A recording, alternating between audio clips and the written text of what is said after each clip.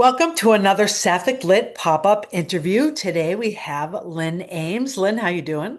I'm doing great, Felice. How you doing? I'm good. Glad to have you Awesome. here.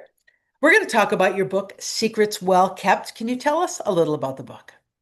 Sure. The book takes place during World War II, and it's based on a true story. It's the story of the women and young girls who created the fuel for the atomic bomb in Oak Ridge, Tennessee, which was a secret city at the time. And these women and young girls didn't know what they were creating. They didn't know why they were creating it or what it would do. They weren't told. All they were told was they were doing something for the war effort, and it was very secret, and they needed to keep that secret, which they all did.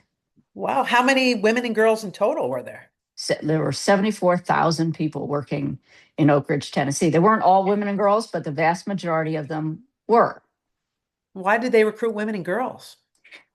Because it was easier to do that. Men were off fighting the I'm war, fighting the war. and this So it's was one. something they could do. And it was sort of it was a machine called the Calutron machine. And so all the women and girls needed to do was to keep the dial between X and Y. And they were very good at that. In Of fact, they course. were better than the PhD guy students. And they did Sure. do a competition and they were better. So there you go. They were very good at what they did. Right. A little too good, Well, maybe. I know this isn't your first historical fiction novel. What draws you to these stories? Well, the thing that really draws me in is the thing that should draw all of us in, which is for so much of our lives, we've been overlooked, we've been ignored, we've been erased or written out of history or not written in the first place because we just weren't that important.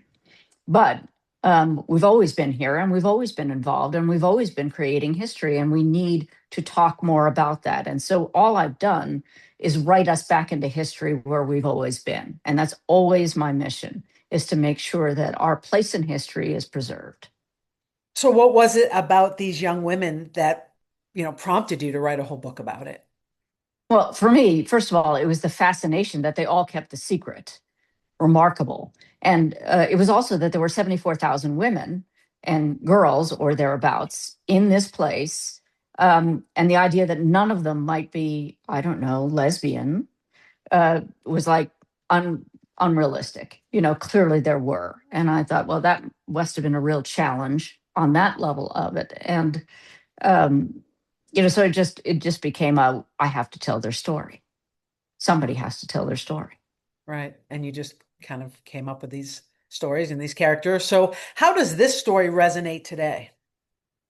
Well, honestly, just look around you. The fact of the matter is that in this particular era, they are erasing stories like this, exactly like this, and they are trying to push us backward in history, to a time when we were less powerful, or to a time when women stayed home and were barefoot and pregnant and in the kitchen and shut their mouths. And I don't know about you, but I ain't going back there. Mm-mm. That's not going to happen. I mean, I'm No. old enough to remember when I couldn't get my own credit card because a man had to sign for you to get your own credit card. 1975, 1976, by the way, that wasn't, all that long ago. Well, Right. I'd like to think it wasn't that long ago. I know when you hear that the 80s were 40 years ago, you I almost know. like lose your lunch. I So know. what are you working on now?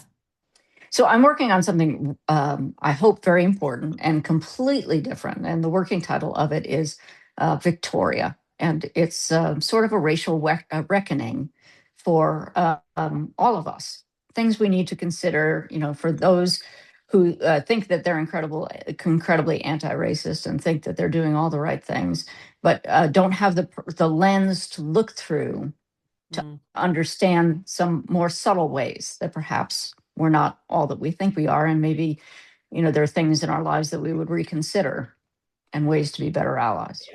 So it's Absolutely. a dual timeline story, 1960s and today. Well, nothing racial was going on in the 60s, we know. Oh Um, no.